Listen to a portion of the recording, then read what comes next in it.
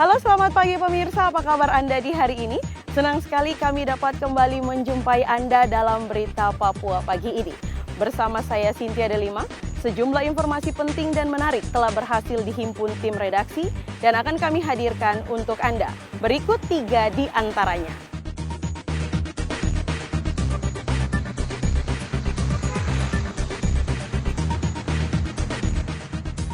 Dua rumah sakit ditutup, warga Merauke kesulitan mendapat pelayanan kesehatan.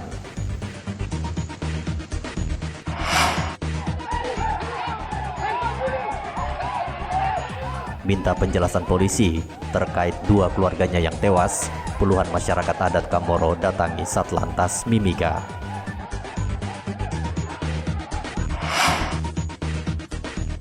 Polisi pastikan pilkada susulan di Kabupaten Bovendigul berjalan aman dan lancar.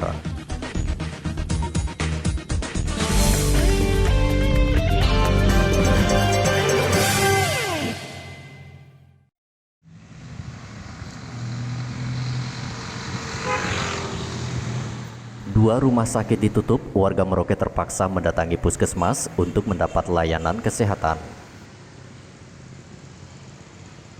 Puluhan warga memadati Puskesmas Mopah Baru dan Puskesmas Kelapa Lima Merauke Selasa kemarin.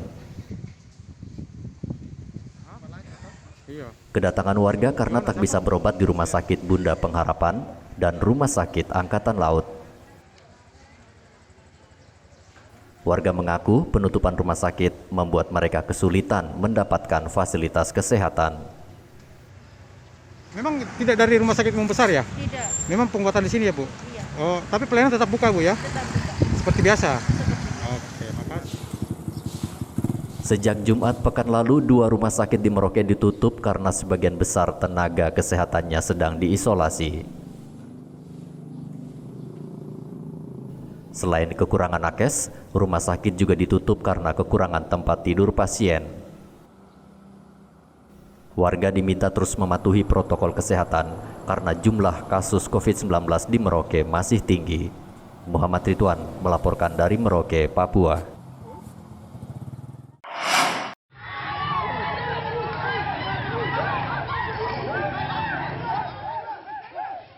Puluhan masyarakat adat suku Kamoro mendatangi kantor Satlantas Mimika Selasa kemarin.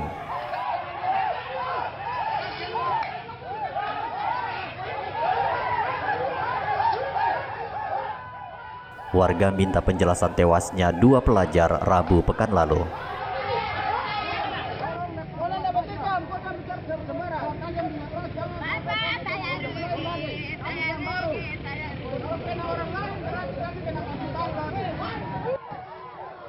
Aksi sejumlah masyarakat adat ini membuat Jalan Budi Utomo ditutup. Perwakilan keluarga korban, Max Mameyau, mengatakan kedatangan mereka untuk meminta polisi menjelaskan penyebab pasti kematian dua orang keluarga mereka. Jadi kita tahu kejadian seperti apa, makanya kita tuntut penjelasan.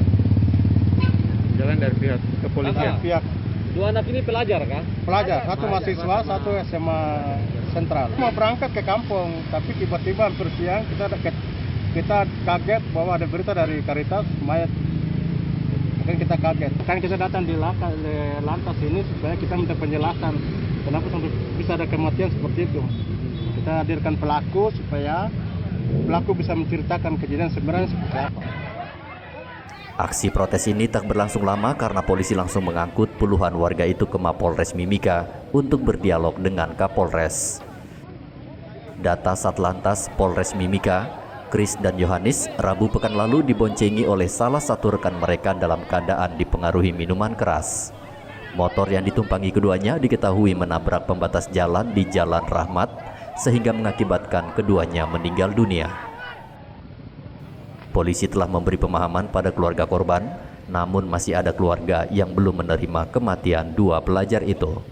Dari Mimika, Papua, Igobat Momolin melaporkan.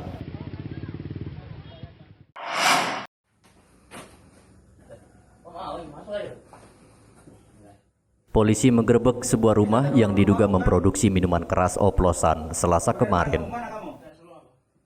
Sebuah rumah di Kampung Alfasera, Distrik Muting, Merauke itu digerebek setelah polisi mendapat laporan informasi penjualan miras di rumah itu. Setelah digeledah, polisi menemukan puluhan liter minuman keras oplosan yang dikemas di dalam jerigen ukuran 5 liter. Pelaku beserta barang bukti miras langsung dibawa polisi ke Mapolsek Muting. Jangan sampai kita membuat tindakan-tindakan kriminal yang terjadi dikarenakan akibat miras. Saya mengajak kepada saudara, marilah kita bersama-sama menjaga keamanan dan ketertiban supaya keamanan dan ketertiban itu kita rasa kita bisa berjalan dengan aman, damai. Kita merayakan Natal dan Tahun Baru ini dengan aman. Dan saya sampaikan sama Bapak Kapolres, tidak boleh kita masyarakat jual ini barang lagi, minuman keras yang ada yang sekarang di atas meja ini. Dan saya mendukung sekali program ini kepada Bapak Kapolres. Warga diminta tidak mengkonsumsi miras berlebihan saat pergantian tahun nanti. Polisi juga melarang warga menggelar konvoi kendaraan dan hiburan rakyat agar tak menciptakan kerumunan. Muhammad Ridwan melaporkan dari Merauke, Papua.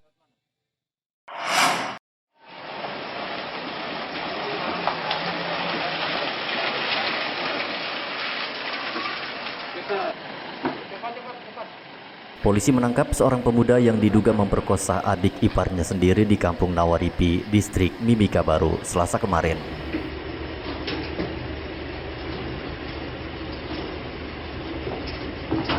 Sebelum ditangkap polisi, PS dianiaya keluarga korban. Polisi langsung menjebloskan pelaku ke dalam ruang tahanan Polsek Mimika Baru.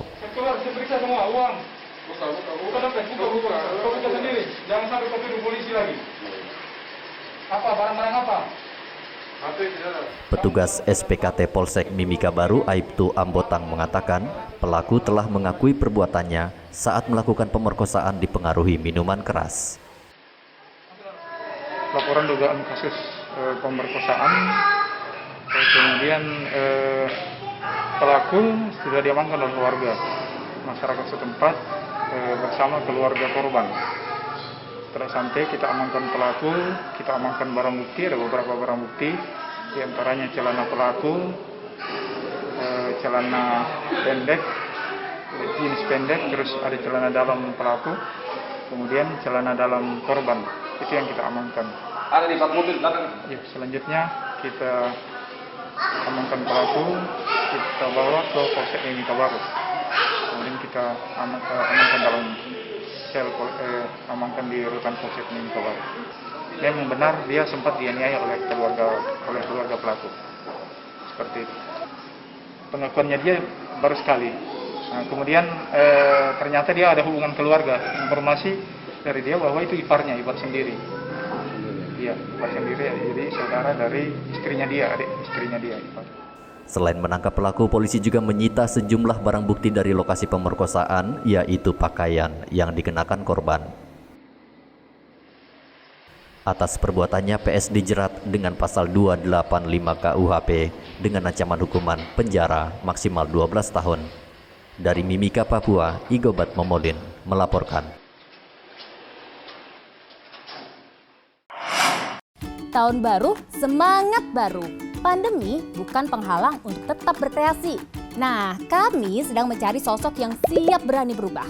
Yuk kirimkan video bisnis yang lagi kamu atau orang lain rintis di masa pandemi ini. Dapatkan uang tunai sebagai modal usaha senilai 5 juta rupiah. Catat ya periodenya dari tanggal 7 Desember 2020 hingga 7 Januari 2021.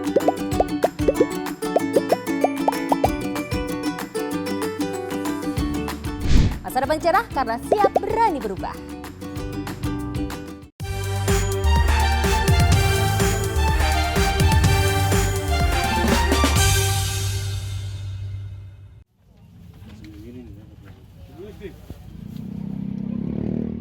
Polisi memastikan pilkada susulan di Kabupaten Bovendigul berjalan aman dan lancar. Kapolda memantau langsung pelaksanaan pencoblosan Senin lalu untuk memastikan pelaksanaan pencoblosan menerapkan protokol kesehatan. Kapolda Papua Irjen Paulus Waterpau mengatakan sinergi KPU, Bawaslu, dan aparat keamanan di Bovendigul membuat pelaksanaan pencoblosan di 20 distrik berjalan lancar. Pesta demokrasi itu berjalan baik. Yang kemarin terkendala sedikit, itu sudah bisa tersalurkan dengan baik. Saya lihat penyelenggara juga berlapis ya, dari komisioner KPU provinsi ada, Bawaslu provinsi ada, kemudian KPU dan Bawaslu kabupaten juga menjalankan tugasnya dengan baik. Para pihak yang jadi saksi dan lain sebagainya juga menjalankan tugas dengan baik. Kami aparat keamanan dikomandoi oleh Kapolres dan DIM di sana juga bisa menjalankan tugas dengan baik. Dan juga dengan peran para tokoh-tokoh masyarakat, agama dan lain sebagainya. Polisi juga meminta seluruh pendukung paslon agar bersabar menunggu hasil resmi yang dikeluarkan KPU.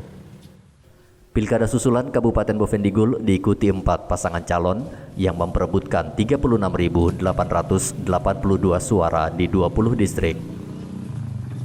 Pelaksanaan pilkada yang seharusnya digelar serentak pada 9 Desember itu ditunda pelaksanaannya karena ada sengketa hukum di Bawaslu. Muhammad Ridwan melaporkan dari Bovendigul, Papua.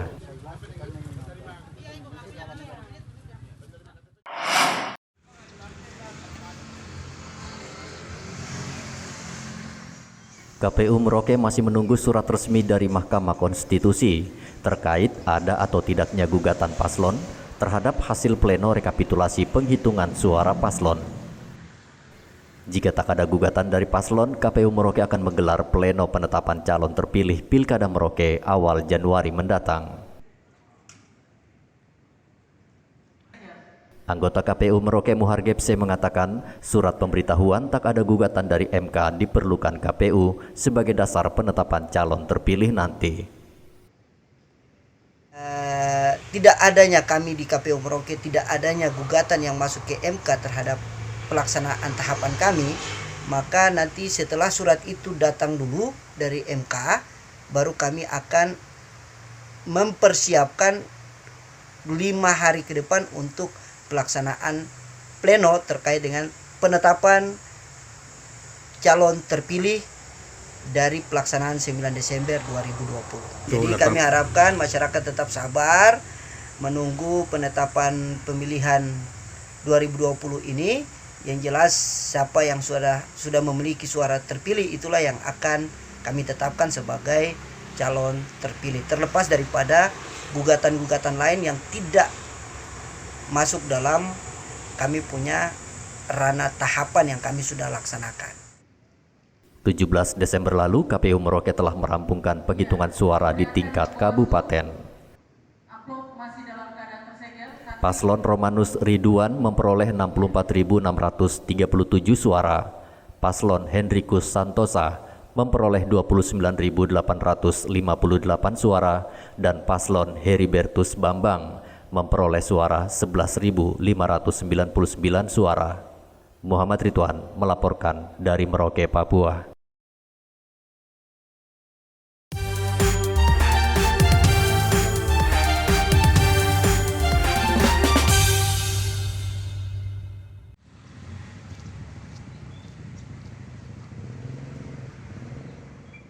Penerimaan pajak kendaraan di Kabupaten Merauke meningkat dari tahun sebelumnya.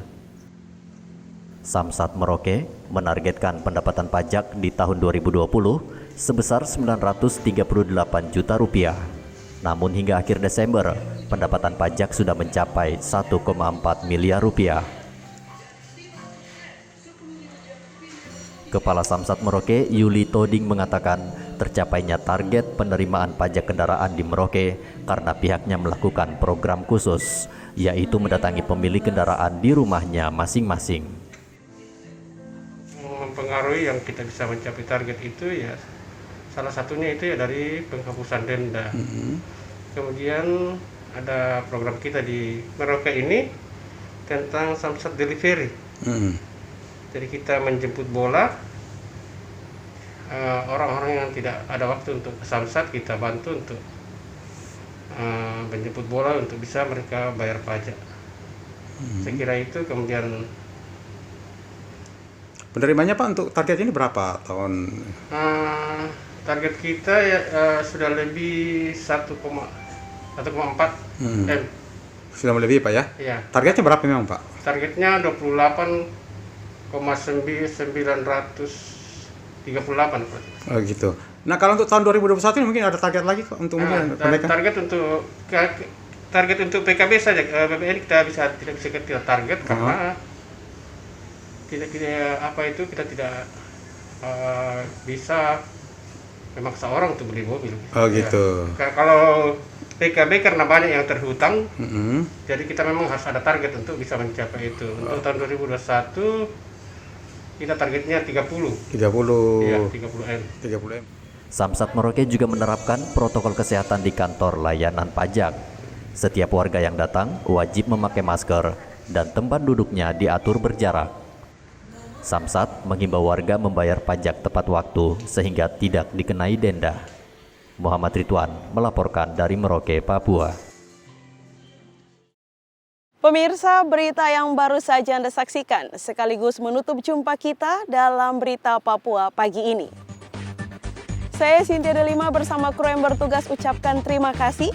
Kami pamit undur diri. Selamat pagi, semangat pagi, Wanyambe.